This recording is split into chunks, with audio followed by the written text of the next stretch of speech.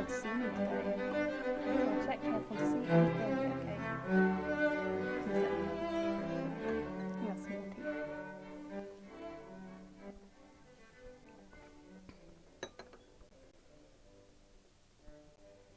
I feel like with the music, I feel like I'm in a murder mystery. It's okay, music's going away now, Katie. Hello everyone, welcome to my new stream. My next stream. My new stream, I really don't know. Today we're going to be looking at first aid. As you can see by the information above me, this is not actual medical advice. I'm going to rescue this boy. It's more to have a look at historical things, have a bit of a laugh, have some fun. Please do not take any of the advice from these books seriously. You may take medical advice from this guide. This guide saves lives. That's for later. So, drinking very berry tea today because I need tea. Oh, thank you, Chaos. You are a sweetheart. We're going to look at this book first. So, most of these books are from the 1930s. But this one is my favourite just because it has some of the wildest ideas of what first aid is. It's technically a cooking book, but it does have a household management section. And obviously, if you're a woman managing a house, you need to know basic first aid. And Kelsey, if you don't want to save lives, follow the advice here. That is brilliant. So I've been putting some little panda bookmarks in. I don't know how well you can see the pandas. They're very cute. They're very good. This book always feels so tome-like when I open it. And this is 1930s. We had full education for quite a while at this point. Women were meant to read at this point. How else could they read household manuals if they couldn't read, Chaos? Also, as you'll probably notice, it's not actually full paragraphs or pages. It literally is just sections on how you deal with these things.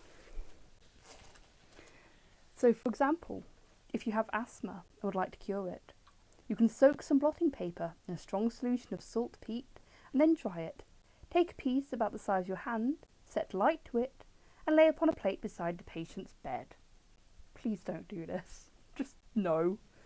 I feel like I shouldn't have to clarify all these you shouldn't do, but this is the level of medical advice in this book. It's awful, it's wrong, and some of it's literally dangerous.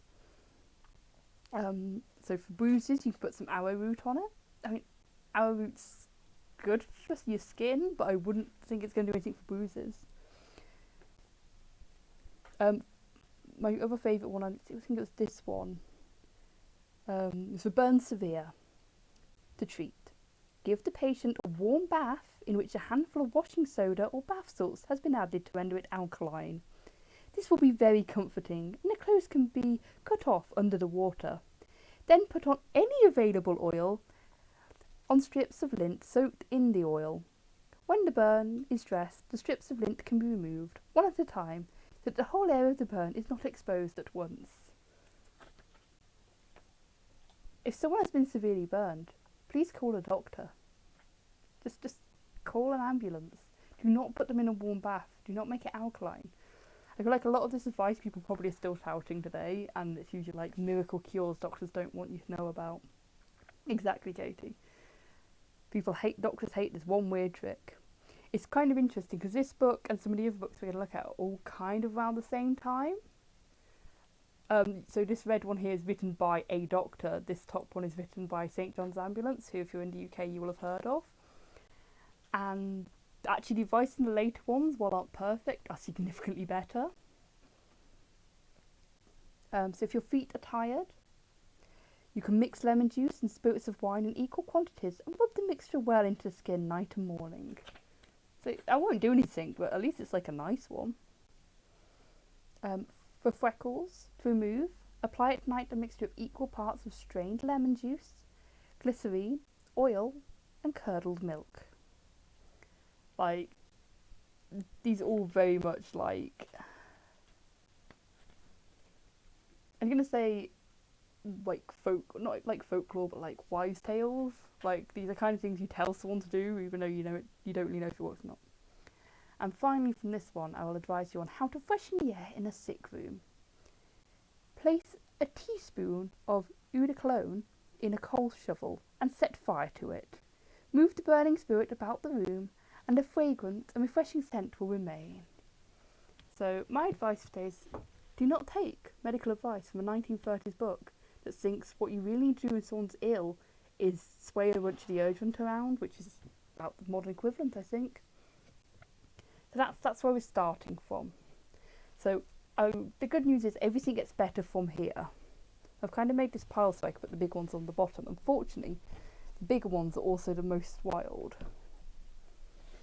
So we're going to move on to the Medical Encyclopedia and Household Doctor. See, interestingly, Katie, there's no cure for gaynesses in these ones. There are some other books that have suggestions of if your son particularly is like too feminine, things you can do to help them.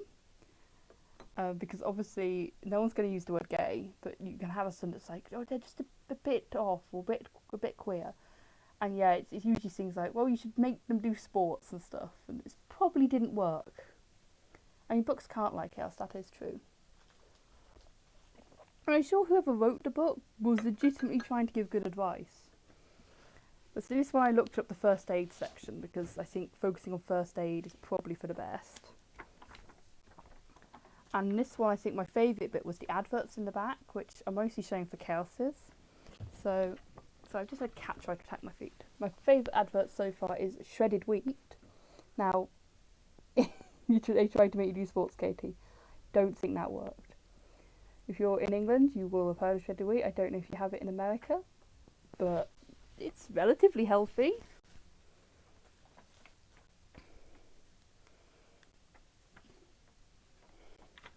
But I liked this one. Oh, my poor legs. And you've also got Bermeline bread to aid digestion. Like, a lot of these were like things you could eat or miracle cures that were going to fix everything. I will take full photos of these. You can try last if we. I will take full photos of these and put them up on Discord, but I'm just going to quickly show them now. I love this full photo these days, like, oh, look at my teeth, darling, because that's exactly how women talk to each other.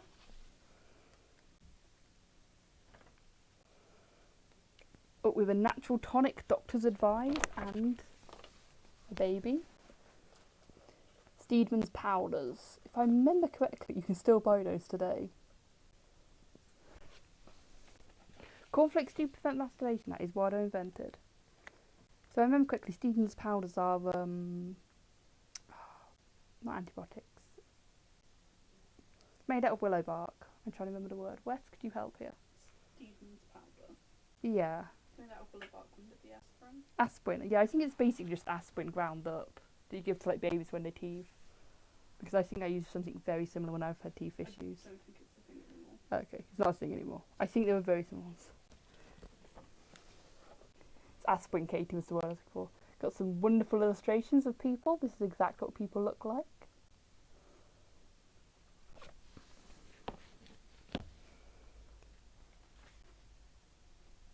Oh, so here we go. This one's most for all the ladies out there. Women's worst enemy, constipation. Got Beechman's pills. I mean, I think this lady here has been taking more than just Beecham's. But yeah, so as you can see, these books had a wide variety of just advertisements for random stuff. I have now set up an advertisement section. Yeah, I think in this case it was ground up aspirin. It does work for toothache. And then continuing in the 30s, this is called the Practical Home Doctor. Yeah, like it was very common for books, especially household manuals, and any books that was like advice books would have adverts in them. They contain opium, at one point they swapped out for mercury. I approve. I mean, this is level later, I think it was in this one. The recommended treatment for periods essentially was a medication that was designed for cholera, but was essentially... I made a note. I'm going to look at my notes. I have notes. It was made out of laudanum, cannabis and chloroform, which, to be fair, would help for most things. Now, this whole book is technically just a first aid book for the home. When you used opium, you also raided mercury, you got a much cleaner high. Well, I'm glad, Chaos. So this whole book is basically, the idea was you kept this on your bookcase, and if you needed it for emergency, you had it. And I'm going to just read little bits of it to you because it's very good. So we're going to start with some medicines you should always have around. So first of all, you should have a bottle of fruit salts, which are essentially smelling salts, but also still kind of used for like an antacid. Bottle of cassava, which is a plant from the US. Chaos can't ban any. Oh no, Chaos can ban people. I forgot that. Chaos has the power. You should have a rhubarb mixture for children's stomach aches, for feverish colds, aspirin, an ammoniated tincture of quinine. I mean, that's going to smell powerful. That will clear your nose out. Some oily nose drops or nasal spray of vaporizing an oily mixture, like medicated liquid paraffin. Some iodized throat pastils. For headaches and other symptoms, aspirin tablets, and then we're going to go on to things for like for monthly cramps in girls, or periods, because not just girls have them, and it's not just monthly cramps tend to be a problem. Is this chlorodyne, and yeah, it was designed for cholera, and to be fair, if you had cholera, it'd probably make you at least feel somewhat better. But I loved this idea of just give people laudanum. Also, there's some vulnerable accessories you should have, including, I'm going to have to show this, a bedpan and a douche can, because these things are medical necessities in a standard household. This is like not meant to be a doctor's house, this is just meant to be any household. Have a feeding cup, an ice bag. One thing I do find interesting about this is, I don't know if you can actually read the text, but at the bottom here it talks about having a special air raid precautions box. So it says, don't just have your normal first aid box, have an air raid precaution box. Obviously this in the 1930s, air raids were a thing that people were dealing with. And the main things it says to have is a fuck ton of bandages, because you don't know how many you're going to need. At least 1 pound of bicarbonate of soda, because it can be used to treat things, and a large bottle of caramel lotion. And it was sort of expected that most people would have that. Yeah, it's not a grim suggestion. It's basically if you can help out till like St. John's Ambulance, for example, get there. This is a St. John's Ambulance one from about the same year. But it's just this thing of just like, just, you know, have what you have.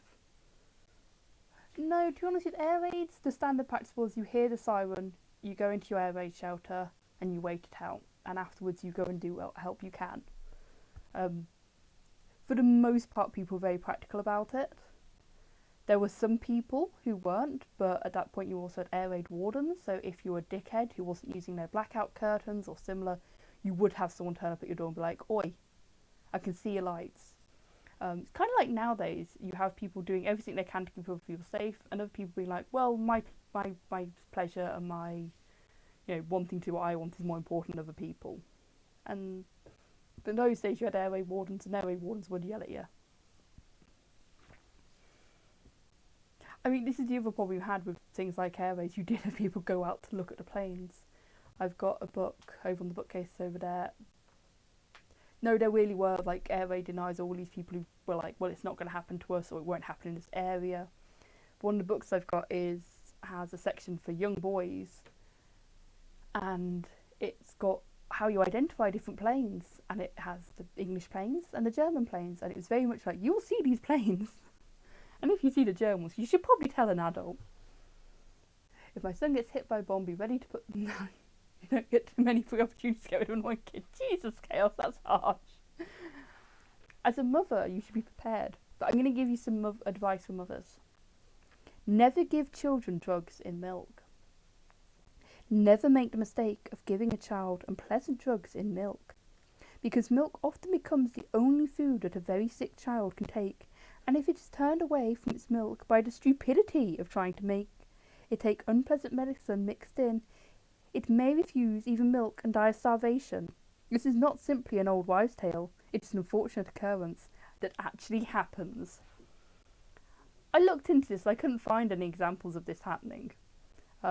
If a child's not eating and they won't have milk, there's plenty of liquid foods you can give them. But yeah, I love the idea of like, if you give your children medicine milk, they will die. Or unless they use it to refer to child, which I suppose is at least one better than a Ladybird book me and Star's working at, which had a note saying they were going to use he because using he/she was too confusing. If only there was like another pronoun that they could have used there. But in this they just use it for your child, which, better, worse? Like, we're not going to gender the child, we're just going to refer to them as it. I'm going to have to keep pouring myself tea, by the way. I hope it looks aesthetic. It's like a weird purpley colour, it's nice. But yeah, so there you go. If you give your children milk and medicine, they will starve to death. That will actually happen, it's not just a old wives' tale. It's called Very Berry Tea Katie. And yes, it's a nice book. My pandas are escaping! So I have these little panda bookmarks. And they're very cute, but they're not very sticky. I think I bought them quite a while ago. Okay, so now we're going to actual first aid in the home. When an accident occurs in the house or somewhere where there's no expert at hand to deal with it, a great deal of responsibility falls upon whoever does happen to be present, because humanity demands of all of us that we revive as much as we can the sufferings of the hurt, and we relieve, that makes much more sense, as much of the sufferings of the hurt, and do anything we can to save life. I love this concept. I love that it's not, oh well you should do it because it's like, no, literally humanity demands you help people. I feel like more people need to help be told that. And here you go for you, Chaos. Every mother of high-spirited children must prepare herself to deal with many of these small accidents. She must also be prepared to mop up and bind up her husband and young sons when their carpentry goes amiss, or when they dig their toes instead of potatoes in the garden. And her own poor fingers. How many times in the course of a year will they be cut, burnt, or pinched? Here are some hints that make them useful when an emergency arises. So I love that, again, it's putting all this weight on the mother. And then this was actually written by a man, a Harley Street doctor, in fact. It doesn't say which one. Well, exactly, Chaos. I mean, we can't have dinner being late. But like, most of the advice in this is pretty reasonable. It's showing you how to like deal with cleaning wounds and stuff. I mean, it's more if you do get injured, Chaos, you need to patch yourself up quickly. And like, again, this has very clear things of, this is much more what we'd see today, which is, you know, you've got to make sure the wound is clean. There's a danger of blood poisoning. If you think the cut's really bad, you should go to a doctor. So this one definitely is much more realistic and what we'd expect today than here. If you cut yourself, you get a nice blood garnish on the meal. I mean, I suppose. Okay, I'm not going to show you people that picture because it's horrifying. There are some horrifying pictures in this. I might make a Discord chat room that you have to agree to join that will be horrifying pictures of the past, such as how to move foreign objects from an eye, how to move a fish hook. They're illustrated, but they're still a bit grim, and I don't feel like anyone should have to see it if they don't want.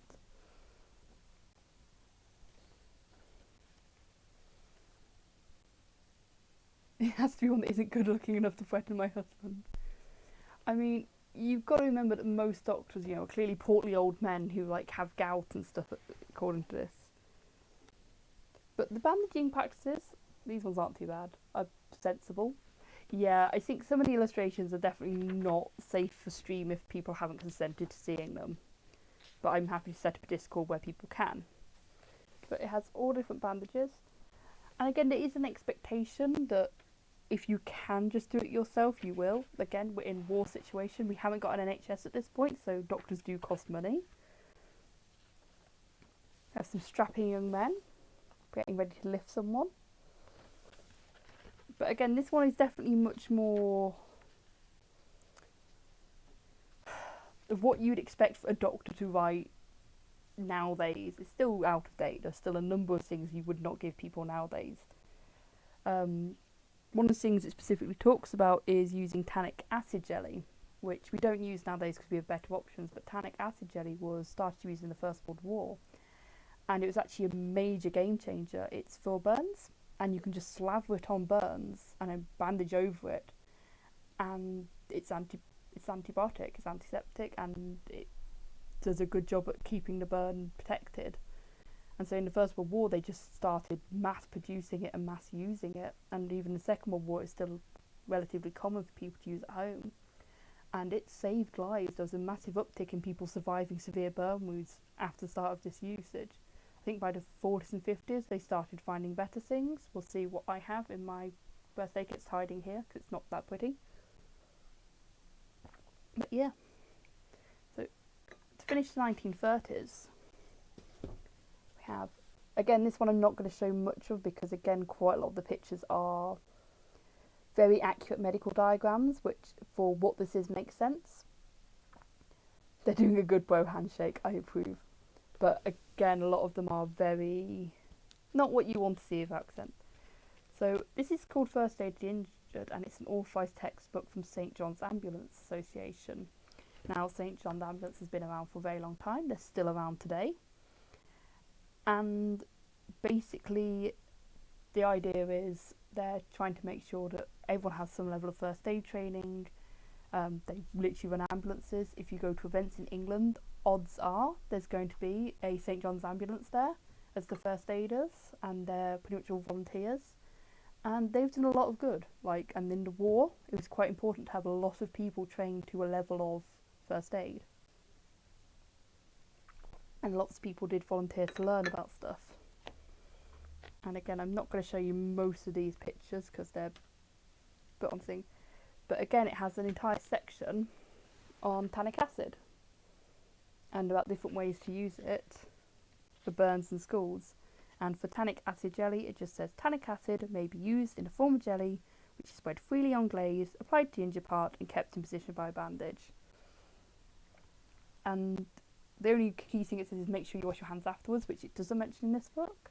I'll turn that around because it looks nicer.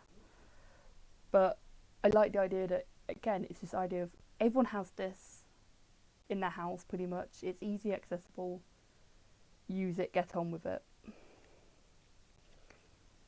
But I'll take some pictures of this and put them on the Discord because, again, there's a number of pictures that no one wants to see unless they want to see it. And yeah, but this one's a really nice one because it's very practical, and again, a lot of this is what we would more expect to see in a first aid book. Yeah, keep calm, carry on, do what you can. And if you have to go grab your book and look at what to do, you've got your book there. So that's the 1930s. So you've got this idea of, we've got no NHS at this point, so doctors do cost money. So a lot of it is practical at home if you can. So I have a dog behind me, you can't actually see him, but he's just here. He just decided to kick me. But yeah, so 1930s, do what you can at home. If it's really serious, yes, go for a doctor. And Katie says, "Hi, Taz." He sort of looked up and was like, "Hello," but then went back to sleep. So next thing I'm going to look at is this. Now, this is a bit of a fun one to open, so I'm going to move liquids out of the way. I have a whole teapot of tea. I feel like I'm going to get through that in 2 hours. So this is a first aid kit from the 1960s, and it's kind of warped a little bit, so it's a little hard to get into. But it literally hasn't had the bits opened. It's still all the thing. So it's got some advice on first aid treatment that we'll look at in a bit, but I was going to show you what's in it first. Now, I'll show you what's missing first, which is what would have been in this box. It's a little plastic box, bright red and clear lid, and it should have safety pins in it. We should have added an unboxing tag. I don't think I'm actually going to open these because I'm kind of scared too, because I feel bad that they've been unopened for essentially 60 years at this point. Something you won't normally find in a standard first aid kit nowadays is this, and I'll unravel it. People know what it is, feel free to say in chat. It's a very big one, but it's still actually very good strength rubber. This is a tourniquet, which is less advised for people to use nowadays. I know when my mum was working in pubs in the 80s, this was still a standard thing to teach people. Nowadays, because of ambulance speeds, it's less of a big deal. I know, for example, Stars's full first aid kit that's you're going out and about and venturing first aid kit has one, but my modern day I carry around with me every day one doesn't, because statistically speaking, Robocop probably did at some point. I'm sure I can find an image of that. I'm now realising I have to ask Wes to re-roll this up for me because it won't go back into me. But basically the idea is it's to cut off blood supply. So you can put it around someone's arm or around where you need to. Nowadays ambulances usually get to you fast enough that there is no need for one because they have a lot of risks associated with them. If you do them too tight, people will lose a limb. If you do them too loose, they don't work. So unless you knew what you're doing, you shouldn't be doing them anyway. And as I say, nowadays they're not standard first aid kits. I'm going to pass this to West and ask West to rewrap that back up. You kind of see which way it should roll. Next thing is triangular bandage. Nearly all of these books recommend having triangular bandages. If you've got a sprain or something, it's a good way of having your arm safe. Whenever I've fucked up my wrists in the past, I have used these sometimes just to give a visual thing for people. It's amazing how people don't walk into you when you have a bandage. Robocop could respond to medical calls. I feel like Robocop probably did. Like, I don't know this for sure. I have only read bits. But I do have a friend with a big collection of Robocop and I'll ask them. They're not going anywhere for a little bit. So yeah. And then, again, lint dressing. So the kind of thing you could soak your... Well, this has gone past your tannic acid, but...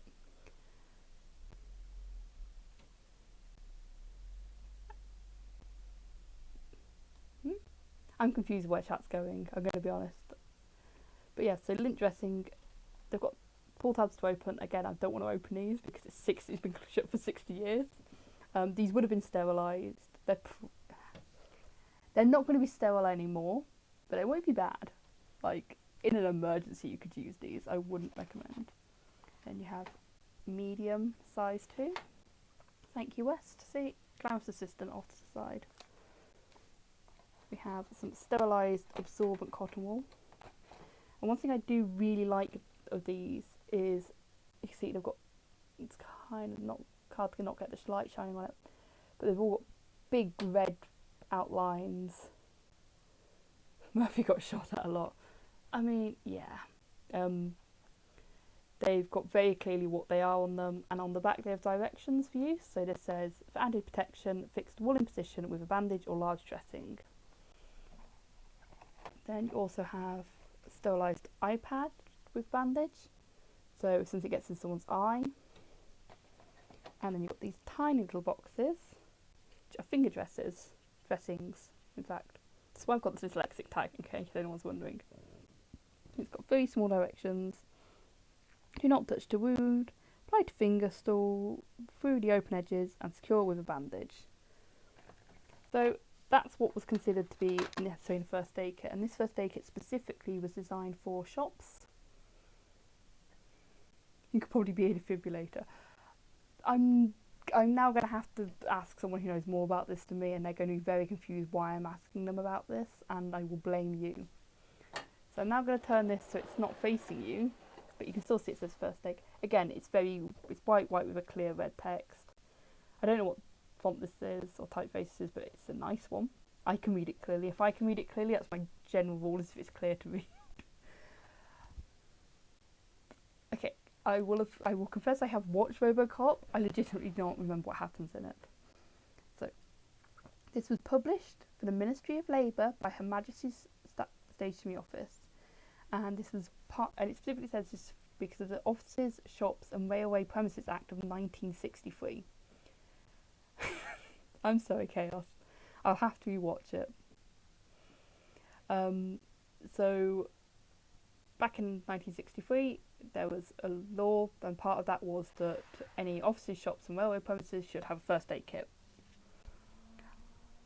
What am I doing in my life? Looking at 1960s first aid kits, obviously. So, this advice is concerned only with first aid. It is not a substitute for attention by a doctor or trained nurse. If medical aid is going to be needed urgently, send for a doctor or ambulance immediately. So we've now moved on enough that we have an NHS. You can call for an ambulance, you can call for a doctor. In the 60s, doctors would still more often come out to you rather than you go to the doctors as much. Nowadays, trying to get a doctor to come to your house is near impossible. It is still possible, but it's much more difficult. In the 60s, it was considered much more sensible for the doctor to come to you. And you'd have a local doctor for less people, so there was more doctors per populace. So, general. If the casualty has stopped breathing, for whatever cause, artificial respiration must be started at once before any other treatment is given and should be continued until breathing is restored. This is still advice given nowadays. It doesn't tell you how to do it, which I feel is missing, but the fact that it tells you to do that is sensible. My personal favourite one though is at the end where it says, gassing. Carry the casualty into fresh air. Do not let him walk, because only men would ever be gassed. No, house calls were a real thing. Up until probably the 70s, I think. Doctors going around house calls was much more common. If you watch Call the Midwife, it's a good example of it. As the seasons go on, the doctor does less and less house calls and more in-office calls. Anyway, I can tell you about gassing. So, carry the casualty into fresh air. Do not let him walk. If breathing has stopped, give artificial respiration. Get help and send for a doctor or ambulance. Mild cases should be kept resting and, after recovery, sent home by car. So I love the idea that if you're just mildly gassed, it doesn't specify what kind of gas. I'm assuming in this situation it's talking about railway premises, so possibly something on railway sites, or if you've got a gas leak, which was again more common in the 60s than it is nowadays. To be fair, with gas leak, just removing yourself from the situation, you should recover quite fast, but any severe gas leaks, carbon monoxide poisoning are quite dangerous, which is why everyone should have a carbon monoxide alarm in their house. And in the UK, if you're renting, your landlord should provide you with one. Got advice for an electric shock. Carbon monoxide poisoning is not a free high, Chaos. It's not fun. You'll just feel like crap and lose your memory slightly. You have some gas when you leave. I mean, I'm not going to stop you, but I would strongly advise against it because I'm a responsible adult. So, electric shock. Switch off the current. If this is impossible, free the person using something made of rubber, cloth, or wood, or folded newspaper. The rubber one's the best one, but to be honest, a broom handle or something would help. Use the casualty's own clothing if dry. Do not touch his skin before the current is switched off. See, we've got up to the 60s. I would definitely try to stop you, let's be clear. I'm going to stop anyone doing any kind of injure yourself. Humanity demands it of me. The assumption here is they're just using he or him as like the general pronoun. So it seems to have almost, like, everyone's like, oh, well, that's just normal, but actually in 1930s books it really wasn't as much, and then we kind of get into more gender stuff from the late 40s and then 50s. And it is something noticeable when you do look at that stuff. Once you start noticing it, it's really noticeable. It's brilliant. I love the phrase in that of humanity demands it of you to stop stuff, to help with suffering and to provide first aid when you can. But yeah, I do like this idea that all the people injured are he. But yeah, and that's just literally just stuck on to the back there. And again, it's this idea of you should just be able to grab it. I think the rules said you had to be able to access it easily. So, only men get injured, especially in shops. I mean, shops were not predominantly run by women. I need to take that off. Fidget, no crimes. So there's a wire coming under the table that I'm talking at. that is for the light that's by the camera. You can see it in my glasses whenever I look up. Women don't work, so they don't understand. I'm feeling even in the 60s chaos, women were allowed to work, and especially in shops laid low by the matriarchy. But yeah, there's a wire under this table and a small cat. Wes, could you please pass me this cat? You want to be passed again? I would like to pass the cat so people can see this criminal. Oh, he's ran off now. But Fidget's basically batting at it because it's a wire and is slightly swinging. I'm just going to pour myself some more tea. And then we're going to move on to the 80s, which I don't have much from the 80s, I'll admit, because most of my collection is 1930s and 40s. I like 1930s and 40s books. They're very accessible in the UK, and they're fun. Okay, I'm going to be past a criminal. Come on then.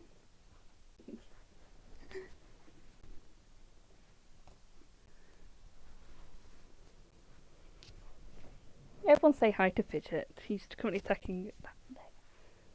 Say hi. He's a horrible, stinky boy.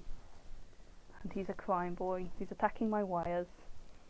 And he's just going to sit here now being kind of cute. You're amazing, apparently. Yeah, there's a weird thing that 1940s and 50s books are significantly cheaper than 80s books. Like, are you going to behave now? He's just sitting here now like, okay, this is my life now. Why don't you go that way? I'm now covered in ginger fluff. And he can find something new to do. Taz is still here, by the way. No, he just ran back towards the wire. I might see if Taz wants to say hi later. All you need to do is sit up and you'll see him. So, the only book I've got from the 80s, because I had to have it.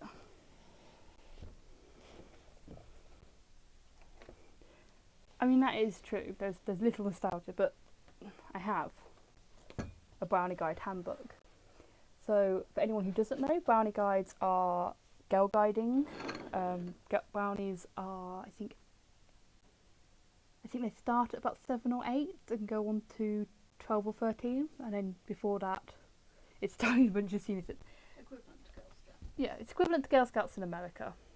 T-posing for dominance. So yeah, this one, I think it's the 80s. Yeah, 1980 was revised. And it does have a section on first aid. It's not a particularly big section, but it has a whole 2 pages. And my favourite bit about this is a whole quarter of the section is based on how to do the reef knot, which you feel like you could put anywhere in a book for girl brownies. But no, reef knots are clearly first aid section. The logic being it's the knot you use for things like bandages. So your advice are, you've got simple first aid for cuts and grazes, tying a reef knot, how to put on an adhesive dressing or plaster as we'd call it, and what to do in a nosebleed. So, I will say this is correct advice. You put the head forward, and I've literally had arguments with people about this because people say, oh no, if someone's got a nosebleed, you tilt the head back so the blood doesn't get everywhere. The problem is, especially with children, is that's a choking risk. A band-aid, yeah. I was going to say an American accent. A band-aid. Americans can all be offended by that. I'm fine with that. I've seen Americans try to do British accents. It's all good. And yeah, so that's all I've got from the 80s. But I thought, as a jump between the 60s and modern day, I'd give you some advice. Ooh, try not to spill my tea over this. So, again, cleanliness is the greatest help in these. So, once again, I will give all of these books is for the most part, the advice is to wash things. And again, even from the 1930s, most people have access to clean water in the UK. Or at least you could boil water to clean it, and this was known and was done. It's a general thing in things like called midwife of boiling all the kettles in the house. These would be actual metal kettles, not an electric kettle. So, clean your hands with soap and water if possible. Clean the wound with a rag, with water and a rag or cotton wool. General advice nowadays is don't use cotton wool. It's okay, I understand that being British can only project the idea of power because you don't have any power anymore. Geez, thanks. You saw a bit of Taz, I'm glad. He might sit up in a bit. Taz, you can sit up. He's woken up at least.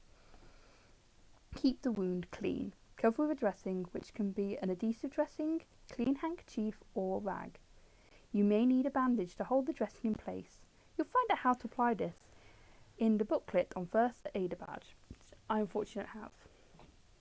My accent can't hurt me. Good. So you're fine for me to continue doing an American accent the entire time, Chaos. Because, like, oh my god, I could, like, keep doing this accent and it'd be so annoying. I'm not going to keep doing that accent, don't we? I can just go more Brummy as well and start using, like, wild slang from the West Midlands. I'm going to put that there just because it's easier. So now we're going to go on to modern day, and this is my modern day first aid book, which isn't even a book. Sorry, that was probably a terrible noise. And it's a little pull-out guide to some basic first aid. And I don't know if you saw on the front cover, but this is also by the St John's Ambulance. This is the modern day equivalent to this. Obviously this is a bit more detailed. It's actually designed for full-time first aiders. This is designed for anyone, so if you're in the UK. Chaos can tolerate me doing American accent longer than I can, that is true. French accent could take me to my grave. I don't want to be murdered by the French. So, the general advice for this is don't perform these things on babies. Read this before you have to use it, but have it on you if you can. And it's advice for when an adult or child is choking, when someone bleeds severely, when someone's unresponsive, when an adult has stopped breathing normally, and when someone is having a heart attack. There's a pun in there. I can't pick up the pun, unfortunately. And it says, in an emergency, try to stay calm and think clearly. Identify the problem. Follow the instructions. Dial 999 or 111. For those who don't know, 111 is the EU one. I think you can still use it here. It will pick up anywhere in Europe. And monitor the casualty. Help will be with you very soon. Okay, thank you, Katie. That was terrible. So, yeah, if you're in the UK, you can get one of these. Like, you can go onto their website and get one and keep it on you. And if you need it, you've got the instructions. You ideally should try to memorise them, but whenever I've been in situations where first aid is needed, a number of people have this habit of panicking, and when you panic, people aren't very good at following instructions they've memorised, so just being able to look at very clear instructions. One thing, I don't know if people have seen, there's a Tom Scott video that I'll share on Discord that is about turning old phone boxes into defibrillators. Thank you, West. Defibrillator boxes. So they have a defibrillator in a plastic box in there that you can go and get if need be. And for example, if you call 999, they can tell you where your local one is. And that again, ideally you should know how to use one, but even if you don't, or you're panicking and forgetting, it has a very clear, calm voice telling you what to do. And I'm losing my voice already. We're not even going for an hour. So, to kind of round up the first aid section, which is going a lot faster than I expected, I was going to show people my modern first aid kit, which is not as fun. It's a bit boring, to be honest. But I thought it's a good comparison of what this looks like and what I would carry on me today. This is legitimately the thing I carry in my backpack. I have a mini backpack. And so on the outside, safety shears. These are designed to cut things like seat belts or similar, and they can slide under things without injuring the patient. You can cut off clothes, they can cut through. Honestly, I would trust these to cut through most things. I wouldn't trust them to be sharp afterwards, but they can go through a seatbelt with ease. They'll go through like bike levers with ease. I've not had to use them for that, luckily, but I've had to rescue someone who fell off a motorbike once. That was not a fun one. It was tipping down with rain. I have a lighter in here. It's in here. It's really fast to get out. I don't really need a lighter in there. It's just a sensible place to keep it. I don't use a lighter often. I don't smoke, but it's helpful to have one. I have gloves. These are not latex gloves. I can't remember what they are, but they're not latex. I just kept in a freezer bag. I apologise for the camera focus there. They're gloves. They keep my hand clean. So this is the modern equivalent of tannic acid jelly. It's just burn gel. Don't actually know what's in this. I probably should have looked at this before. Doesn't say. But basically, apply a thick layer to the affected area. Allow to remain in contact with skin for a minimum of 30 minutes. So someone's got a burn, like not a chemical burn, but just a standard burn. This lives in my backpack, Katie. I have a backpack instead of a handbag for anyone who doesn't know. Just because I don't like carrying things, I'd rather have them on my back. And it's about, my backpack's about that, I'll try to do this on camera, about that big, about that wide. It's not a huge one, but it works nicely. This is some medical tape that's just wrapped up to keep it clean. I have a selection of plasters, again kept in a little waterproof bag. I don't know how many plasters I've got in there, but loads. They're plasters. The amount of times you need a plaster is a lot. I have a stretch bandage, and then below that I have a triangle bandage. See, triangle bandages. You have definitely seen me at points with this on me, because I carry it around me. I have a number of these cleaning wipes. I can't really get it to focus very well because of the light. You're just going to have to trust me, I think. But they're just basically little cleaning wipes. They're very useful for things like cat scratches, which I had to use earlier. You can't really see, but there's a tiny cut on my finger because Elsa viciously attacked me. And by viciously attacked me, she was trying to get a bit of paper I had in my hand. I'm not going to put those back in because they're a bit of a faff to put in right now. I do need a little hand cam. Right, so in the other part, normally there'd be versions of both mine and Star's meds, but I've taken them out for privacy reasons today. What's entrapment? These are water sanitizing tablets. They're not really needed for first aid, they're more for when we're out and about. For those of people who don't know me and Stars well, we have emergency kits.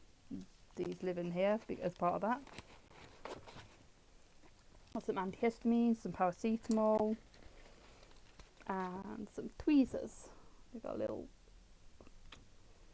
thing, but they're just a little pair of tweezers because, again, 95% of the time you can never get your hands on them. You knew Elsa would attack you if you had paper. To be fair, I was about to throw the paper for her to go catch. I might put these in the side.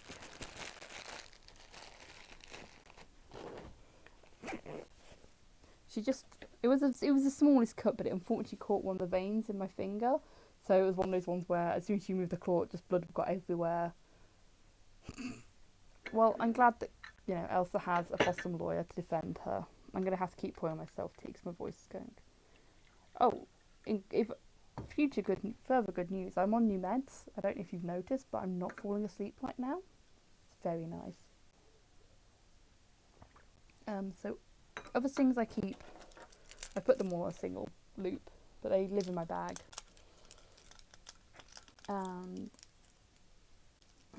I do seem alive. We have this. For those who don't know what this is a window breaker, and I can never get this thing off. Seatbelt cutter. That bit is for slicing through. You can file any charges against me, Chaos. Could look in an English court of law for slander and libel. For a cat. But the main reason to keep this on you is to have in your, if you're in a car and you need to break out of a car, or if you need to break into a car. Break into a car in the case of medical emergency or animal emergency. Do not just break into people's cars with it. Continuing on things that you should not just use for chaos and crime. I mean, considering how tired I was yesterday, I was pretty undead. This is a little pry bar. Again, it's not always first aid related. The last time I used a pry bar was to break into some toilet roll holders at a beach toilet. It was the kind where you had to pull the toilet roll out. Someone had pushed them all in.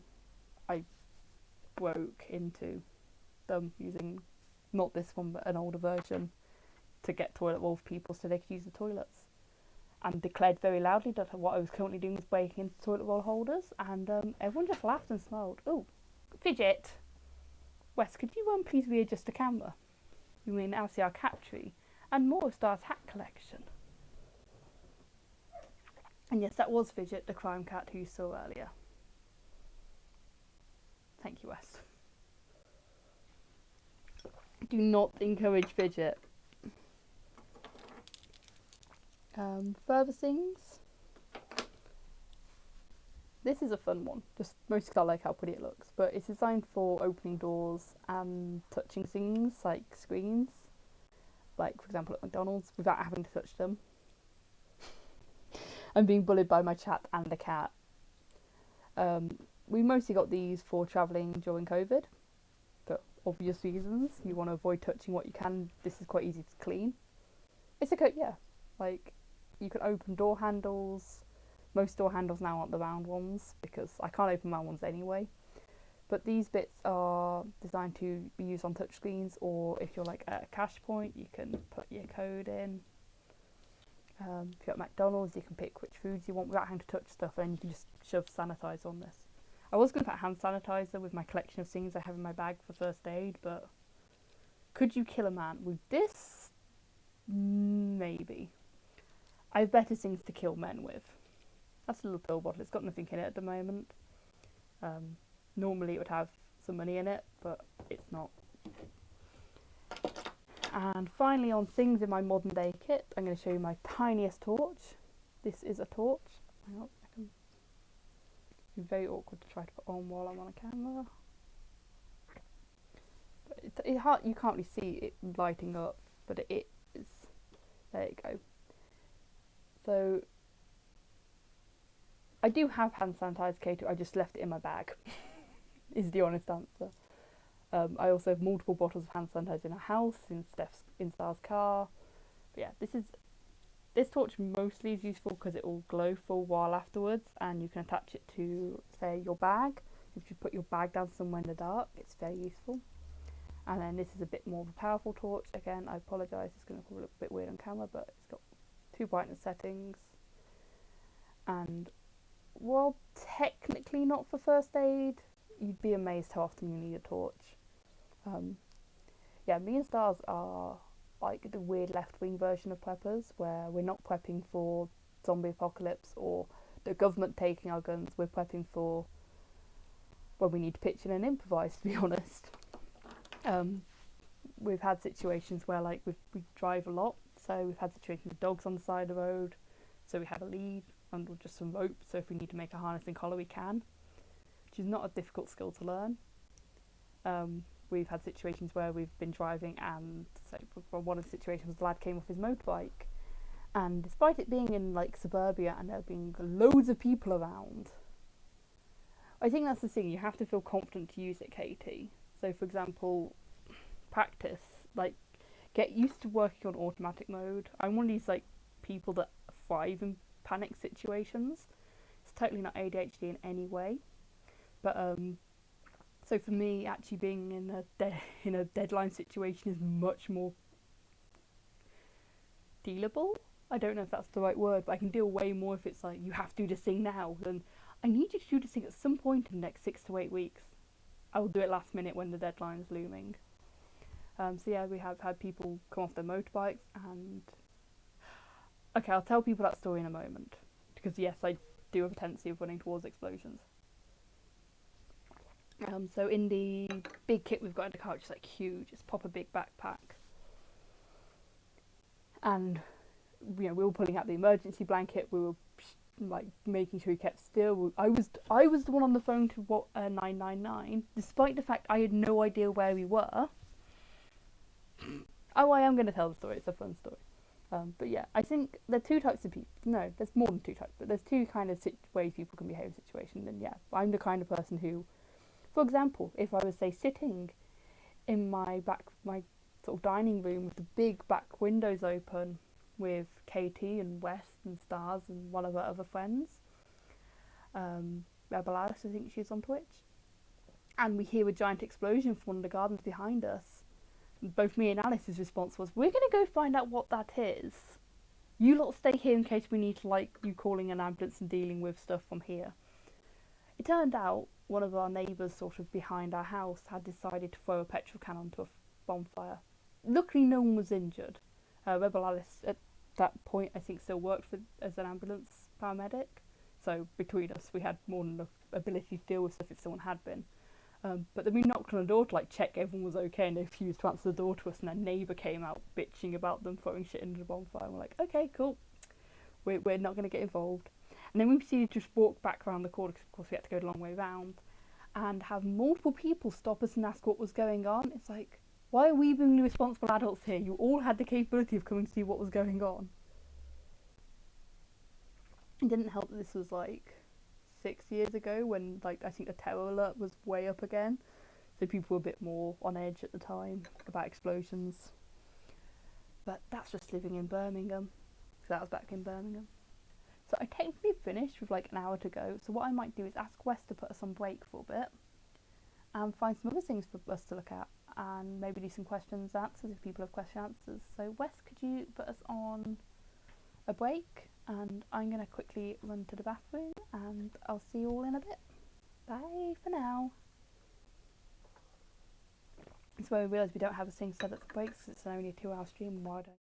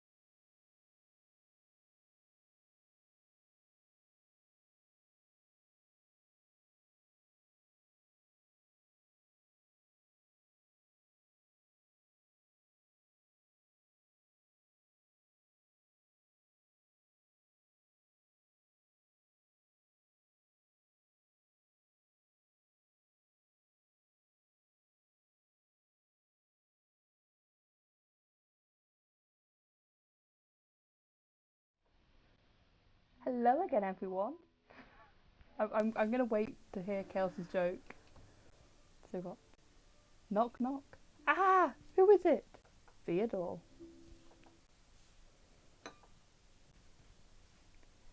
This is the part where you say Theodore who. Oh, there you go. Theodore who?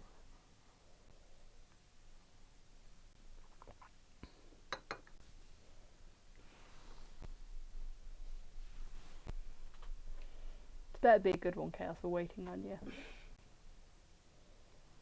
Top up my tea. Theodore wasn't open, so I not. Oh dear. Wes, can I pass you the first aid kit? I think Chaos is going to need it for that joke. So, you may notice I've got another book out to do for the last hour. First, I'm going to ask if anyone had any questions about the stuff we looked at earlier, and then I'm going to ask if you've got any questions for the Children's Illustrated Encyclopedia of General Knowledge. Because I feel like we should do some learning, and learning is important. So I should give people a second to ask any questions, and then if you have any questions for the General Knowledge book, let me know. You have General Knowledge, well, you're going to get right on with this.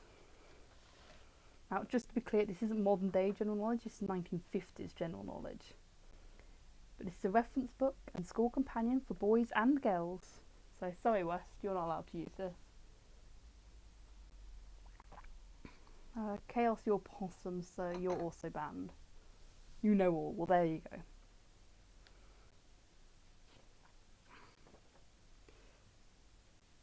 Feminist hero, this book. So, I can give you the contents.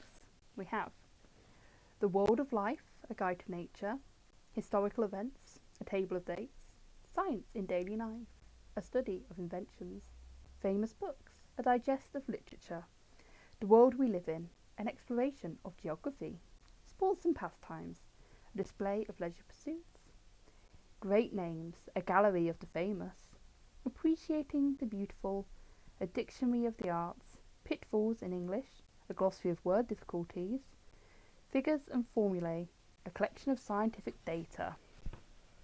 So this encyclopedia, it's probably got most things that would have been around in the 50s.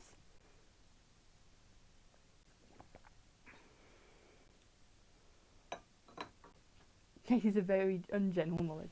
Pitfalls in English. Of course you went for pitfalls in English. Okay, which page was it for? 414.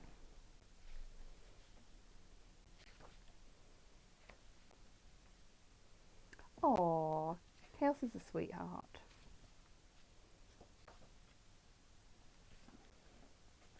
Here we go. So this is a glossary of word difficulties. Do you want me just to pick some, West, or do you want to know about parts of speech? Some bits are quite dry, but yeah. That is how a normal person drinks from a cup. It's with their arm bent round like that. Pick random bits, okay. So we have what have we got?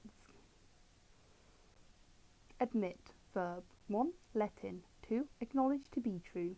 Note the expression admit of, leave room for, his story admits of doubt. This is how dry it is.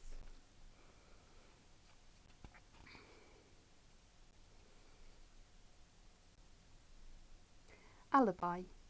Plea that a person was elsewhere when a crime was committed, incorrectly used to mean an excuse. I think people still do that today.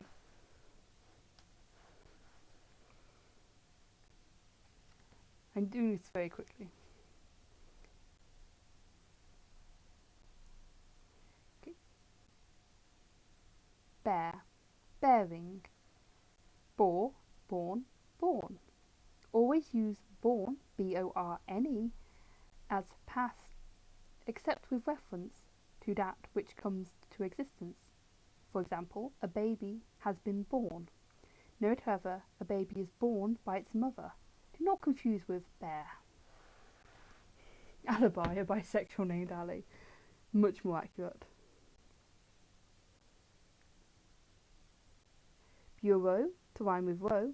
Bureaus, to rhyme with rose. How old are these books? This is from the 1950s. The books we're looking at earlier are from the 1930s. This one's from the 1980s. So it's a bit of a random mix. We're just doing this as we finish looking at first aid stuff now. And I want to see if people had some questions for our wonderful encyclopedia here. Also, welcome to the stream, Sheba.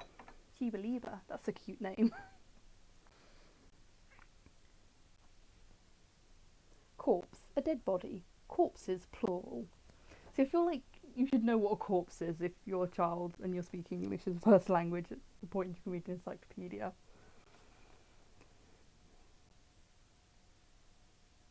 Desert. A sandy expanse of land. Desert. Usually what one deserves. Can it tell you the meaning of the life?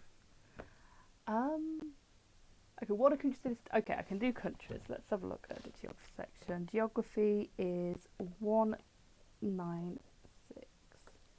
Got to be a bit gentle with this. It's got some bits that are slowly coming about. So I was expecting you to ask me about the technology sections. Don Quixote.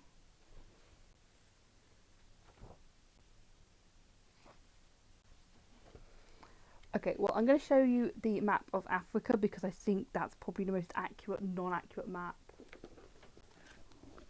So, come a bit closer. So you can see we've got French West Africa, the Belgian Congo, which no longer exist. What sections does it have on colonialism? All of it. Anything about Africa. The fact that it's, you know, talking about North and South Rhodesia, Tanganyika I've not even heard of. So, you know. And the bit, its section on Africa is showing the chief products of various countries because that's the important thing about Africa is what it produces. So, yeah.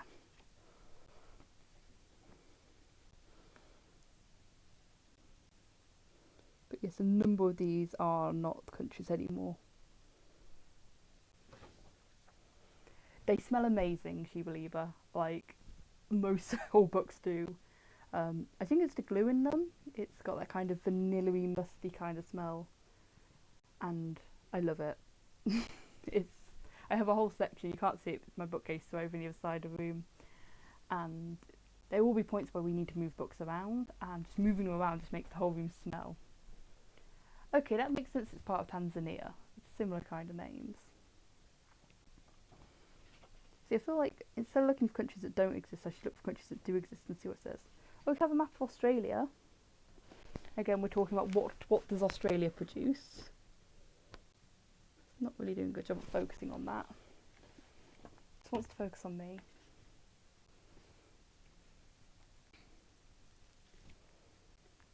So, if someone would like to pick a country, I mean, I can show you England.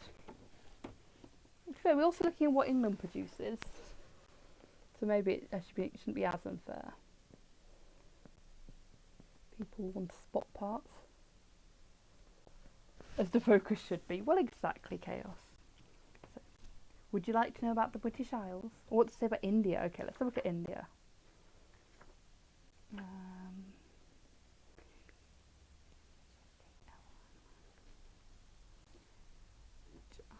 Okay, too far, one eye.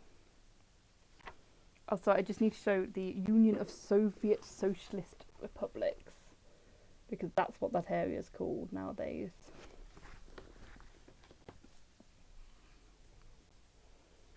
I want to know about India. P. Here you go, India.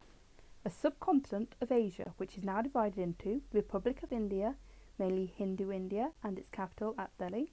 Pakistan, mainly Muslim, or Muslim in this case, M-O-S-L-E-M. Exactly, Chaos. With its capital at Karachi. Indian states which are associated with either the Republic of Pakistan. Both are the Republic of India and Pakistan, are member nations of the British Commonwealth. Nevertheless, most geographers continue to treat the subcontinent as a single geographical unit, And future reference here to India mean the whole Indian subcontinent. So basically Pakistan exists at this point, but we're going to pretend it doesn't, as that's not controversial at all. Some 432 millions of people live in India. The largest cities, Calcutta, Bombay, Hyderabad, Delhi, Madras, Karachi and others, most of those names are no longer the names of those cities, hold only a few of them, mostly in villages. And the farmers or farm workers. The most thickly populated part of the subcontinent is the plain formed by the basins of the Indus and Ganges River. The Indus basin includes the Punjab, some of India's best farming land, and the Sindh, where cotton, wheat and fruit are grown. Karachi is the western port of the Indo-Gangetic Plain. The Ganges basin includes Delhi, Patna, noted for its rice, Allahabad, Kanpur and Lucknow, all noted for textiles. Jamshedpur with its iron and steel works, and Calcutta with its jute mills and docks. Again, a number of those town names are not the names those cities use nowadays. In the northwest and Himalayan India, the people are mountain farmers and herdsmen. Kashmir has thick forests and fertile valleys. The main gateway to India on the northwest of the Khyber Pass. At the foot of the Himalayas, there are hot, wet jungle forests of the Tarari. In southern India, on the Deccan Plateau, lying between western and eastern Ghats, most of India's cotton is grown, for the mills at Bombay, Ahmedabad and other centres. Madras is India's eastern Southgate. Hi there, I'm getting Ricket. Ricket 13, nice to meet you. We are currently looking at a 1950s encyclopedia for children, and I'm getting people to ask me questions that they want me to look up. Currently looking up India because Katie wanted to know. So yeah, looking at it, there's a section of India as in the country, and then India, the Republic of. It says the Republic of India was born in 1947 and consists mainly of Hindu India. Associated with it are many of the former principality states. Delhi is its capital, and vast territories embraces most of the natural wealth of the Indian subcontinent. See India. I too have dyslexia, and yeah, it's interesting trying to read these because I'm being very careful. Oh, you're from India too. That's awesome. As I can imagine, probably a lot of the city names I've been saying do not sound familiar. So we want Kate. Oh, thank you, She Believer. So Katie wants to know about America, and Chaos wants to know about cricket. So do America first, because we're in the right section. I'll quickly show you the map of India. Again, not accurate to today, but not the worst. Mostly place names have changed.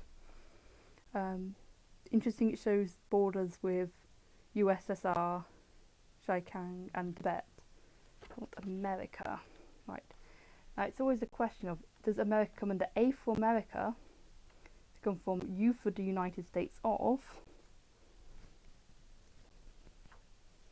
It's better to say how America is the greatest place to ever exist in all humanity. Well, we'll see what it says. The thing is, we weren't the biggest fans of America. Okay, it's not under A, so I'm going to check U. Same issue you have with the United Kingdom. Is it the United Kingdom? Is it England? Is it Britain? I've got United Union of South Africa, Union of Soviet Russia States, United States of America. I mean, we'd never actually mix stuff up for encyclopedia chaos. We actually like our children to be educated. So, the USA, occupying a large part of North America, consists of 48 states and certain territories including Alaska, Hawaii, Guam, Puerto Rico and the Virgin Islands. Washington is in the Federal District of Columbia is the capital. The total population of the USA is over 150 millions. The eastern part is the most populated. Currently it's 48 states and certain territories. This is a English or UK one. Chuck E. Cheese is location in Guam. Thank you, West, I needed to know that. So this is a book for children in Britain, and it's meant to be like to help with your schoolwork. If you, also this is back before Wikipedia, back before you could just Google something. So if you needed to know about the United States, you'd look this up. So here you go, Chaos. It's quite complimentary. The USA has rich farmlands. Wheat is grown in the north. Then as we go south, we find corn, cotton, and tobacco, sugar and rice. Cattle are reared in the west, and sheep are grazed on the Cordillera pastures. I'm going to go with that last one. I'm glad Guam can experience tricky cheese too. It's clearly what it needs. Fruit growing is important to the warm Pacific coast and in Florida. The USA has rich natural supplies of coal, iron and oil. She has also harnessed her great rivers to obtain hydroelectric power. The USA also has great industries, most of them in the northeast. Pittsburgh is the main iron and steel centre, but there are many other large cities with important industries and manufacturers. Detroit, cars, Akron, rubber, Minneapolis, flour and others. We won't go into Detroit. Okay, here's a question for Americans. Is it Detroit or Detroit? Because I swear different people pronounce it differently. Yet most countries have a gender at this point. I don't know why, but most agendas are she's. So my knowledge of Detroit, or Detroit, however you pronounce it, is basically it was a big manufacturing city and no longer is, and watching the Hoonigans, use you as a T, thank you, driving around it ridiculously, and one of my friends going nearby Detroit and finding it strangely terrifying being in a restaurant with armed guards, because for obvious reasons we don't really have armed guards in this country. Pittsburgh is not industrial mecca anymore. I mean, that I suppose is a question. Do you know about I've heard of Pittsburgh, I've heard of Detroit. Akron I've never heard of, but the Akron rubber does sound familiar. But as this town or city I can't place it. I wouldn't be able to tell you where it was. Oh, I think I could pick out the other places just about on the map. Maybe at some point we need to do GeoGuess on some other map-based games. It's in Ohio. Okay, the only place I know in Ohio is a place called Loveland, because one of my friends used to live there.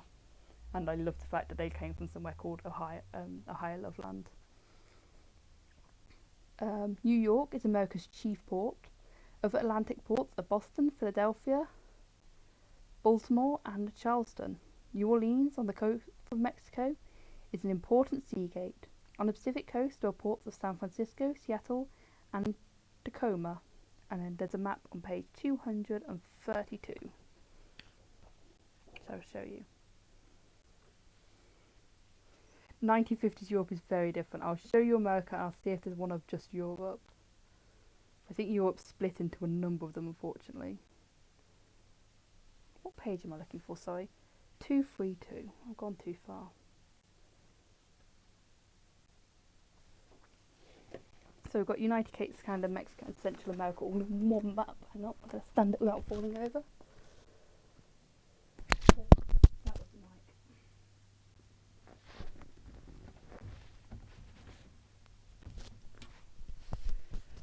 I don't know who the Loveland Frogman is, but I now need to know. And you want to see Europe, so Europe is split over a number of pages. Trying to find the first one. Okay, I'm going to stand up again. Hopefully my mic stays where it is. Pull it up. Excuse my mic for a second. So we have the UK is a whole separate page. So this half is pretty much the same. We have France, Spain and Portugal.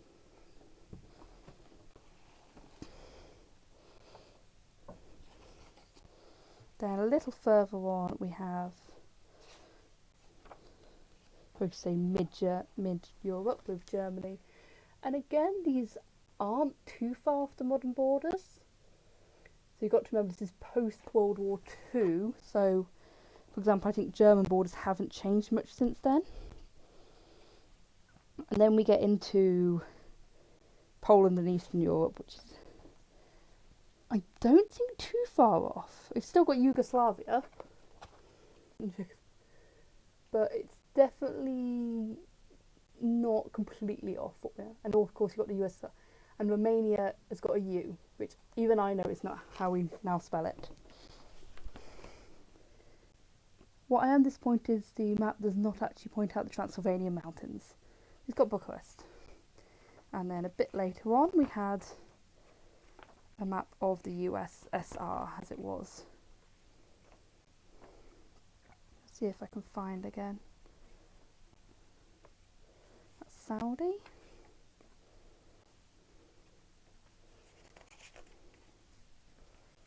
Excuse me a second, folks. Oh, I'll show you flags and costumes of the world in a moment as well. Won't stand up for this one, but we've got the Scandinavian countries, and they're not too far off. Like, they're not completely accurate, but they're not far. It does have Siam instead of Thailand in it. And here you go, the Union of Soviet Socialist Republics. Soviet Socialist is the worst tongue twister. There you go. As you can imagine, that's not in any way accurate to nowadays. And while I'm standing up, we'll go back to the colour pages. Not horrendous. A number of these countries aren't what they're called nowadays. But I will point out the United States at the bottom. I'll take a pop picture of this and put it on Discord, but the USA is a cowboy, which I approve of. I can see if it does talk about opossums chaos. Fortunately, the back part isn't. Plants and animals is page 6. So okay, so is it going to come under possum or opossum? Luckily, they're quite near each other. Octopus, orange, orchid, pollination. Fortunately, I don't think they do have possums in here. Alas, no. US flag will have less stars. As I say, I will take some better quality photos of these and pop them on Discord. Wes, could you put a link to Discord in the chat so that people who might not be on Discord can find it? For those who don't know about my Discord, it's mostly a collection of various pictures of books. It does have a section on penicillin. Chaos, at some point I promise you I'll find the Ladybird book of North American animals. And that does definitely have possums in it. Do they have badgers? They might have badgers.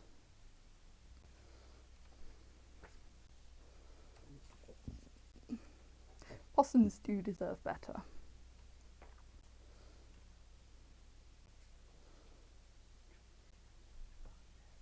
I've looked for it before. Wes is offering to go find it, but I know that I've looked for it recently. And it's not where it should be. But I may have to get another copy of it if it's vanished. So I said it should have badger, but I've got a beaver, bear, bat, beak.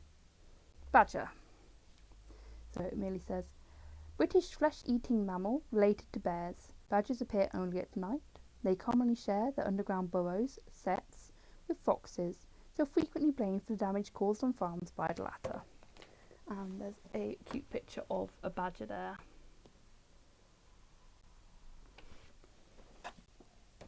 Oh, Chaos, your sweet pie. And hedgehogs. There should be hedgehogs. This is a British book. It's really testing my ability to know my alphabet, which I can say forward and backwards, but gets stuck in the middle. Hoof, horse, honey, hedgehog. I could probably find out for you in a second, she believer. It should have a credit. The hedgehog, an insect-eating mammal confined to the Old World, which has many primitive features. Its formidable covering of spines is modified hair. It comes out at night and feeds on slugs, young birds, snakes and fruit in addition to insects. Okay, it starts ZYX and WV, UTS and RQP, and you just carry on from there. So the Guide to Nature, it's got a selection of names. It's got FGW Knowles, then D. Phillip and J. H. Halliday, MA. It doesn't specify which one did the illustrations. Sorry, I have a cat by my feet again. I don't trust him. For those who weren't here earlier, I have 4 cats, and at least one of them is being a criminal. He's under the table. I feel bad that there's no possums here. It's got an armadillo. One thing I find interesting, it's still using New World and Old World, which I thought they'd stop using by the 50s. Apparently not.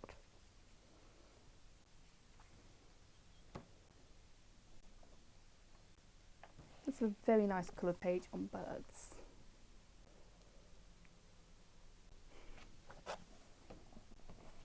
There are a number of ladybird books with different birds on. Maybe we should do a bird day.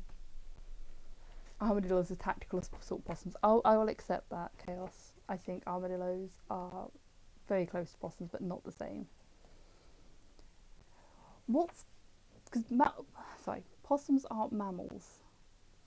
What is the last entry for this section? In animals, the last entry. Hi, Floofy Noodle. How are you doing? The last entry is zygote. Zygote? A fertilised egg, which is the product of union of 2 gametes. You're just chilling. In the whole book, okay, I think the end is, yep. Stand up. It is a section of figures and formulae. So again, this is mostly so people can use it as a reference book.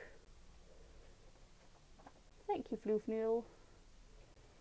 As it's all the little bits and pieces you might need to know. Possums are mammals. I thought they... Okay, maybe I'm getting confused. I was trying to find a word marsupial. Thank you, Wes. Words are hard, because I was going to check under marsupial what it said. I mean, triangles are very important, Katie. Okay, we've got mollusk, monkey, mole. Before then, marsupial. Does it have any illustrations of? No, it has a selection of mammals.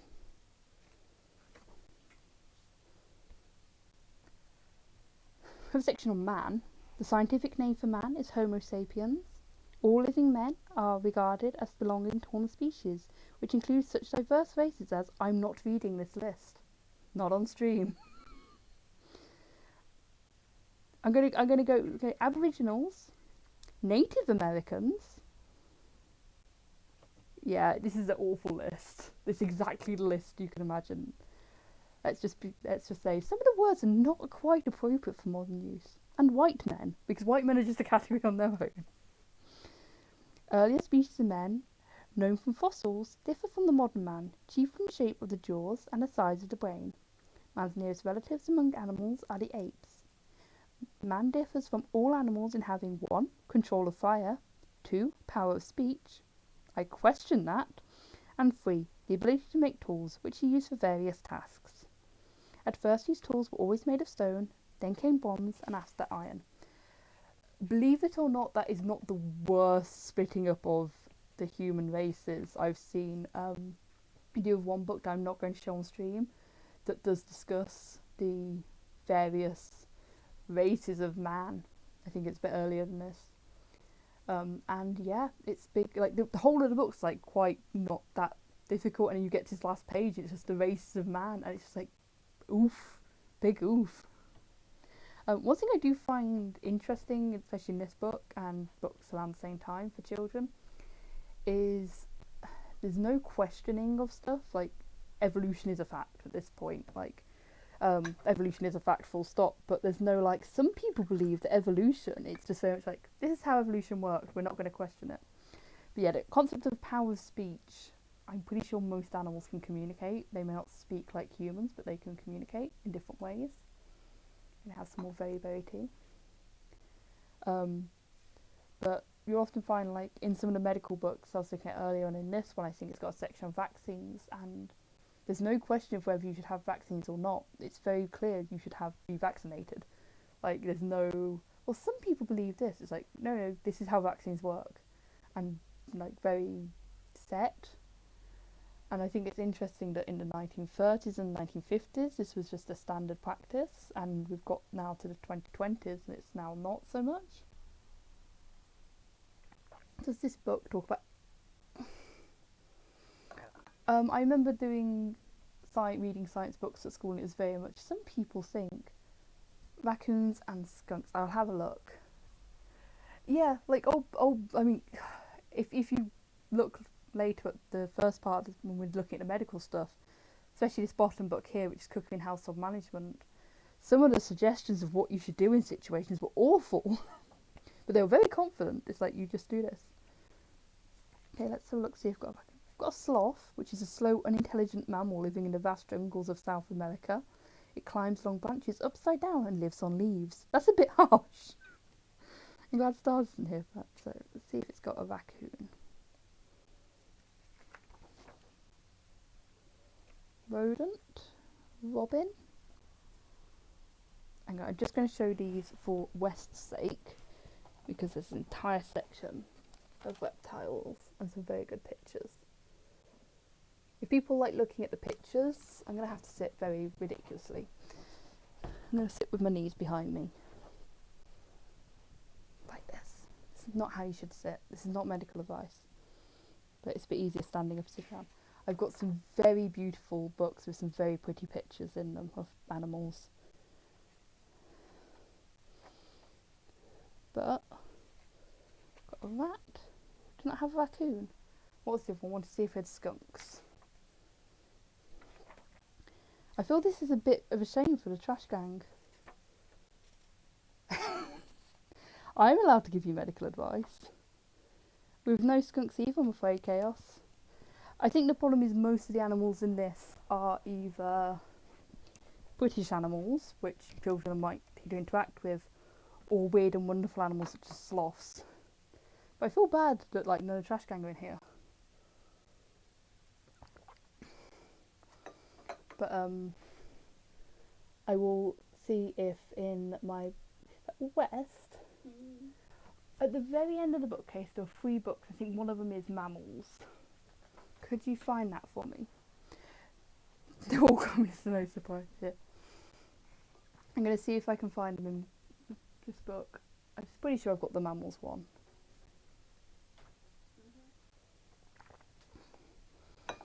Wes is going to get possibly my most expensive book, and we will not discuss how much I spent on this book. We do not discuss how much I spend on books.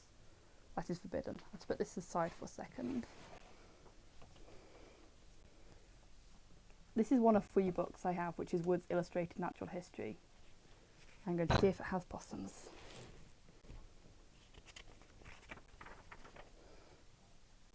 Or any member of the trash gangs. See if they're under possum or opossum is the question. We've got porcupines. Yeah, I know. I realised. Here, a possum. 496. Okay, Chaos, you'll be very happy there are multiple possums in this. So let's start 496.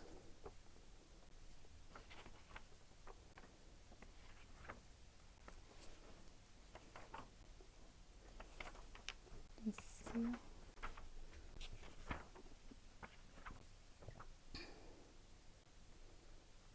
So I'm just going to quickly show people the Tasmanian Devil because, oh god, this book's heavy.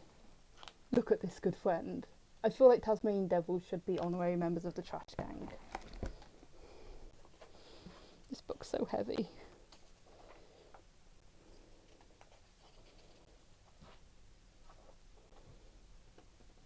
You're not going to approve, Chaos, because it does show an opossum hanging by its tail. It's more using it to balance, I think. But there we go. See if I've got any other pictures of possums. So we've got the Virginian and common opossum. As its name implies, a native of Virginia, as well as many other portions of the United States of America. Okay, there's a whole section of the habits of an opossum. Then we have what it's calling a crab-eating opossum. which I'm assuming is one from probably Southeast Asia. We have more possums. I will scan these pages in for you, I think, Chaos. Because if there's any other mammals people would like me to look up, I'm happy to. Okay, and that's the end of the possum section, but I will scan those in for you, Chaos, because they are very good. Taz, you okay? Taz is just watching West. And I'm going to continue to drink lots of tea.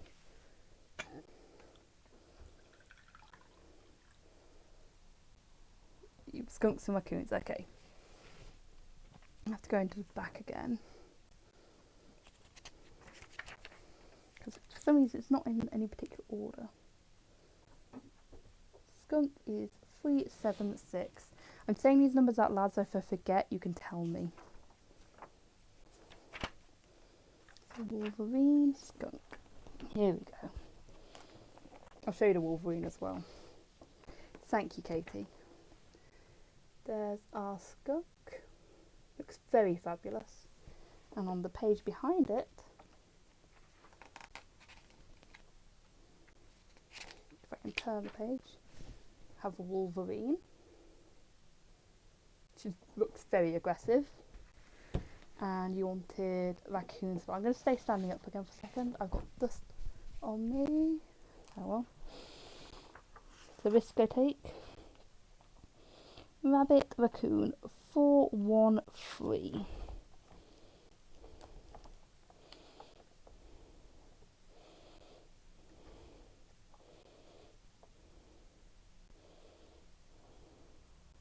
Oh, this one's a sweet one. Look at this cutie. But what I will probably do is arrange to get these pictures scanned in a bit. So this is Wood's Illustrated Natural History. I'm trying to remember what year this was from. The issue you have is most books that are old enough don't actually say what age they are. Nope, no dates in it. But yeah, so I have, I think it's Mammalia, I think it's birds and reptiles, the other ones I have. Yeah, I believe it's Woods. We can look up cats and dogs, Katie.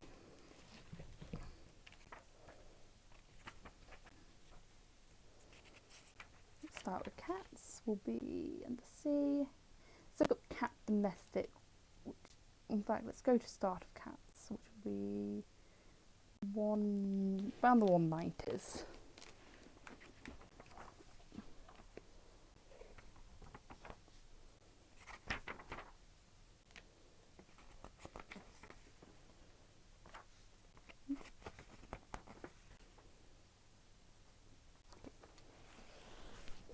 We shall start with the pampas cat, which I don't know what that is off the top of my head.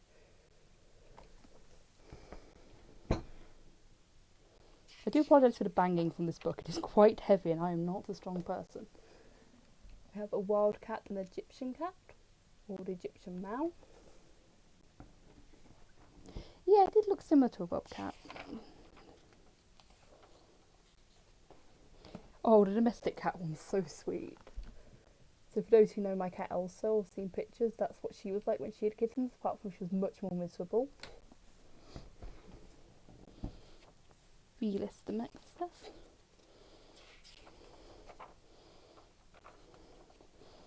A Manx and an Angola cat. Looks very fancy. Small wildcat native to South America. They are very sweet. I'm only picking out the page. Context, this is a lot about cats. Jeez, this is a terrifying cat. I love them.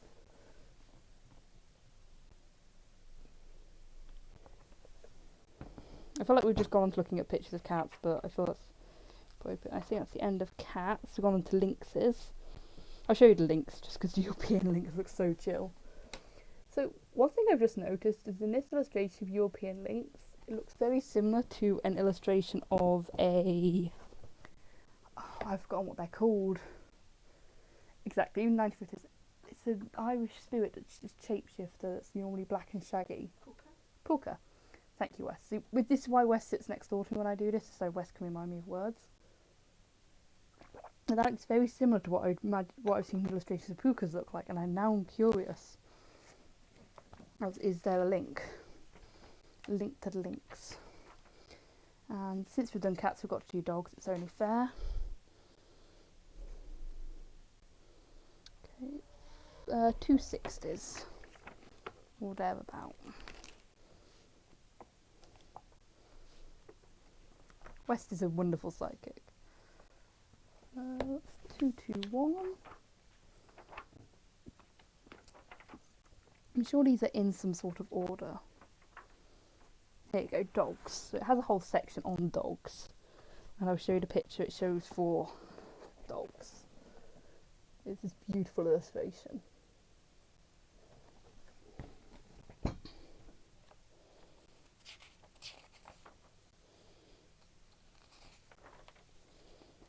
Got a Tibet dog and a Danish dog. Now, the Tibet dog is a Tibetan, what we'd call nowadays a Tibetan Mastiff, but the Danish dog, Pampas cat sounds very T.S. Eliot, yes. I'm not sure what the Danish dog is. Not one I recognise. We have a greyhound and an Irish greyhound, which are both speedy boys. Nowadays we most just have greyhounds as a single breed. Okay, I'm wondering if the Irish greyhound. Okay, yes. So the dog they're showing as an Irish greyhound, I believe, is like what's called an Irish wolfhound. Then we have a Scottish wolfhound or a Scotch, and then the Russian greyhound, which is what we'd call a borzoi. Yeah, if anyone wants to know what one of my specialist interests as a child was, and then there's the Persian one as well, which I feel like has a different name nowadays. Very fancy. An Italian greyhound is still an Italian greyhound. Oh, we have a Newfoundland. Who are big swimming dogs in Canada. And I think the thing is with most dog names is they're normally related to either where they live or their job, or what their job was. Okay, this is definitely not what this dog is nowadays called, because this is describing it as an Eskimo dog. And there are a number of dogs that are around sort of native peoples and First Nations and stuff, and they're not called that. We've got a Pomeranian, some Spaniels. I'll go through them. If they do, I will show you them. I love the Pomeranian, it looks kind of evil, as all good Pomeranians should. I had to pick my heaviest book to show you. Got a Water Spaniel and King Charles Spaniels. The faces on the King Charles Spaniels is absolutely accurate for that breed of dog. They are Celtic boys. I mean, I think it was more that it had longer fur, because nowadays we're used to seeing Pomeranians that are trimmed. But actually, if they're not trimmed, they do tend to have much longer fur. I'm seeing like a middle of me. Which is we've got Saint Bernard and a Maltese. Same names basically. Got a lap dog and a rescue dog. According to this, Saint Bernards are the largest dog, which is not true. The largest dog in the world, according to Guinness Book of Records, was an Irish Wolfhound. If you ever want to know what a poodle looks without the lion cut, that's pretty accurate. This is a poodle, and so I think a lot of people assume that poodles are cut the way they are to make them look fancy. I'm going to sit down for a moment and have some more tea. Yeah, a lot of these, there's been a lot less selective breeding at this point, I think, to get breed standards. But with poodles, the reason we see them cut as they are is that's what you want a water retriever to look like, because their fur is very dense and absorbs water, which we don't want.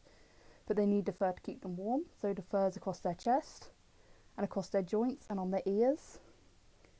So it's and on their tail. So you have the fur where you need them to be kept warm, but not where you don't need it, or they don't need it to be kept warm as much, so that they can get in water and not have as many issues. But yeah, I might do a photo.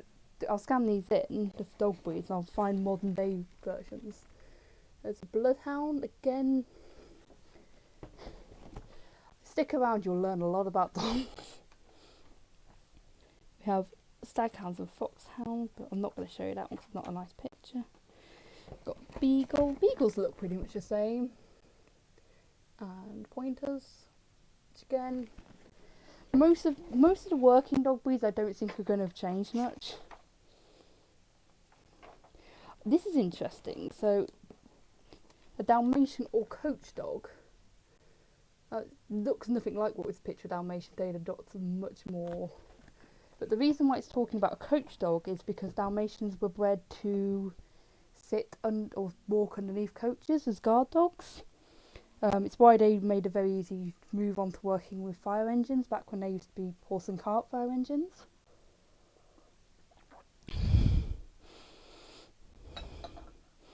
We have some setters. Setters are good dogs. It's a pity you can't see the colours in this really, because setters are some beautiful colours. I won't show you the retriever because it's got a dead duck in its mouth and that's not very pleasant. You have a lot. I think most of these are going to be more English breeds. Yes, that's why Dalmatians. So back when firefighters were using horse and cart, they used Dalmatians as working dogs. Nowadays, they're mostly as cute mascots. So we've got lurchers. So definitely looking at more working kind of dogs here. Otterhounds are beautiful. Here's one that looks less what we imagine. That's a bulldog. So they're much more stocky nowadays, so they're much shorter legs. I like this. The same writer is supposed to think the bulldog is a sadly maligned animal, and that his sanctity and affections have been greatly underrated. He states that the pure bulldog is not naturally a quarrelsome creature, and that it would not bear so evil a character as would be thought. Here's a mastiff. So, a number of dogs that aren't described as mastiffs in this are now called mastiffs.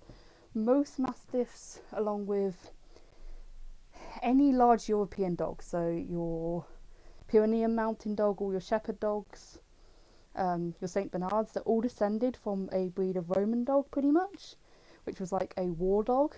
So they were bred to be fighting dogs for wars. But they got used mostly as guard dogs for sheep herders in the end. Some terriers, I don't know what terriers they're meant to be, but I love the face on them. So a lot of these really big buff dogs, and things like the bulldogs are also mastiff type dogs in the end. Got a very fluffy Skye Terriers. If I wanted to post some of the pictures you don't want to show here, I think, yeah, as I say, I might just do a thing of... Ooh, now this is interesting. Here's a breed of dog that no longer exists, called a turnspit dog. I'm going to sit down again because it's actually quite difficult lifting a heavy book back and forth. So turnspit dogs were bred to turn spits, as the name might suggest. So back in your medieval old Asia, the big open fire, big spit going across it, and next door to it a wheel. And these dogs are basically bred so they'd go do round and round this wheel. That's okay, Katie. What I'll do is for the dog ones, I can do that for. Okay, so now I'll go on to dingoes. Dingoes and jackals. Unfortunately, there's no chivas in here, but again, I think most of these are going to be things people in the West are more familiar with. I've nearly run out of tea. That was full when I started, and I can now lift it with ease. But I will do what I can. Make sure people can see the dogs they would like and the animals they'd like, and not see such things as, for example, the medical ones on there. I'll hide because they're not pleasant if you're not ready for them. hang on, I've got a criminal cat again. Hey! Fidget apparently has got the zooms. So, is there any other... What time is it? I can't see the time from here. Right by the end. Right by the end. So, got one last shout out for either an animal or something from the encyclopedia. Or if there's any ideas for what people have for next week's stream, because there's options. Otter. I am going to get super buff. Okay, let's find the otter. I'm going to stand up again so I can lift the book. I think what we might do is the second part we can always do looking at other books like this. To say I've got both birds and reptiles. Otter, otter, otter. Oh, otter. 382. Oh, nearly perfect. It has got a dead fish, but I think that's a bit less bad. There is your otter, Katie. Chaos breathing is super buff. See, the thing is, my legs are super buff. Taz, would you like to come say hi to people? Come here. No. Orcas. Okay, I'll do orcas, and then... Question, are they going to come under O for orcas? Or W for whale? Fidget, if you attack my toes, you're going to be in trouble.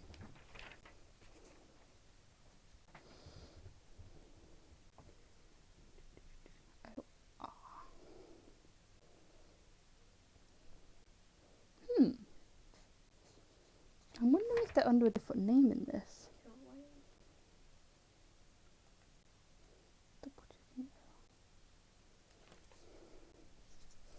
Got whale, Greenland, humpback, northern pike. Okay, I'll go to whales because they seem to all be in the same section in 523. I'll see what I can find.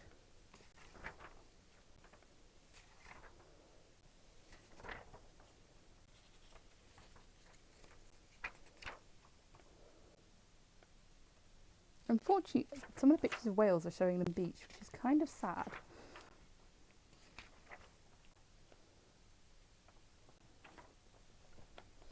Okay, I'm wondering if this is meant to be. This one here, which is called a pike, might be it. Chaos finds that I'm a good. Wow.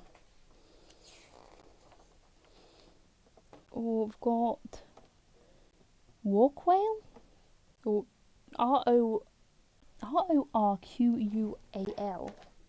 which also might be one. I do apologise for the fact that they're beached in these pictures, but I suppose I'll actually be able to see them.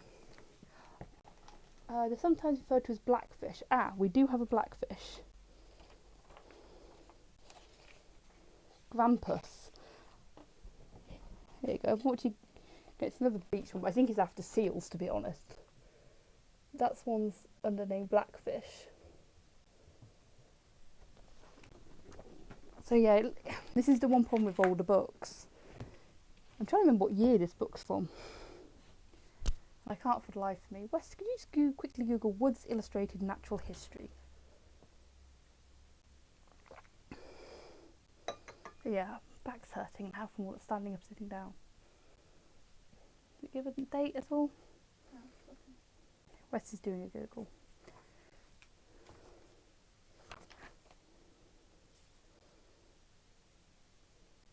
So this is by the Reverend J.G. Wood, who apparently is author of The Illustrated Natural History of Man, Anecdotes of Animal Life, and My Feathered Friends. While you're Googling, Wes, can you also bring peace to the Middle East? sure, 1886. Apparently it was originally done in 1886. This copy is obviously not that old. I reckon this is probably a copy from the 50s or 60s. I'll show you the front cover properly actually, because you probably didn't see it very well earlier. There it goes, focusing a bit better. So I'm going to probably start finishing there because we're going to do a raid of a Ninja of Chaos. That is a subtle hint Ninja of Chaos to start Chaos is Live. Cool. That did not need a subtle hint. I can't tell these things. So we're going to raid Ninja of Chaos because I'm going to be over there with West and Katie playing some Paper Pirates. And I hope to see everyone next week. I'm not sure what I'm doing next week. You can sometimes be responsible chaos. If anyone has any ideas for what I could do next week, do let me know. It might be looking at birds for a bit because I have lots of books with bird pictures in. It might be we can look at some cooking. We might do a craft stream because we've got the Ladybird craft one and I think I can get most of the bits for next week. But I will say to ask people now, Wes, could you start us doing a raid please? I'm going to have some more tea. See Wes in the corner putting the laptop down. I'm sorry Taz didn't appear on stream. He's fast asleep in the other chair now. Okay. Bye!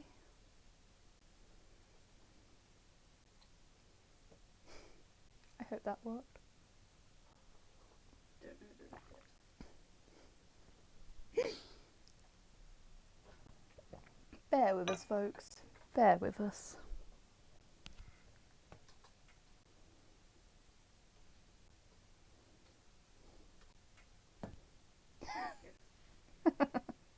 Thank you, Wes.